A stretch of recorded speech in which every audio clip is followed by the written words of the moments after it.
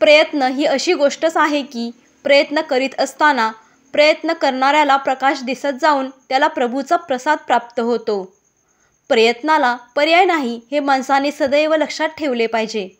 म्हणूनच प्रयत्न ही यशस्वी जीवनाची गुरुकिल्ली होय। जे प्रयत्न करतात त्यांनाच देव सहाय्य करीत असतो। रामदास स्वामी म्हणतात की प्रयत्न तो देव जाणावा। त्याच्याही एक पाऊल पुढे जाऊन जीवनविद्येने सांगितले की देवासकट सर्व काही मिळवून देण्याचे सामर्थ्य प्रयत्नात आहे। म्हणून प्रयत्न हे रत्नदेवापेक्षाही श्रेष्ठ होय। प्रयत्न केल्याने माणसाला यश मिळेलच असे नाही, परंतु प्रयत्न केल्याशिवाय यश मिळत नाही हे माणसाने सदैव लक्षात ठेवले पाहिजे।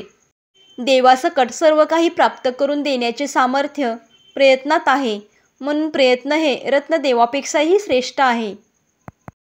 वाईट म्हणून जे काही आहे ते कष्ट केल्याशिवाय पदरात पडते, परंतु चांगले म्हणून जे काही आहे ते मात्र केवळ प्रयत्नानेच मिळते।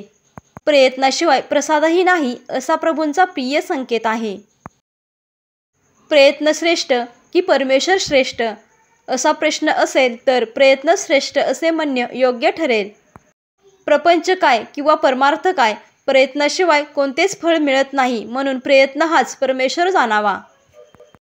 प्रयत्न हा करायचा असतो तर प्रारब्ध हे भोगायचे असते।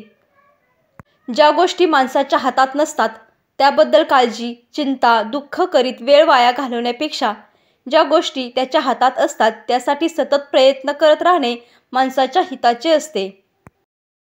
प्रयत्न हा प्रकारच इतका प्रभावी आहे की प्रयत्न करणाऱ्याच्या प्रक्रियेत प्रयत्न करणाऱ्याला प्रकाश दिसू लागून त्या प्रकाशातूनच त्याला प्रभूचा प्रसाद प्राप्त होतो।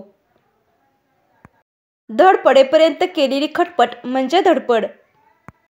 प्रयत्न तो परमेश्वर जाणावा।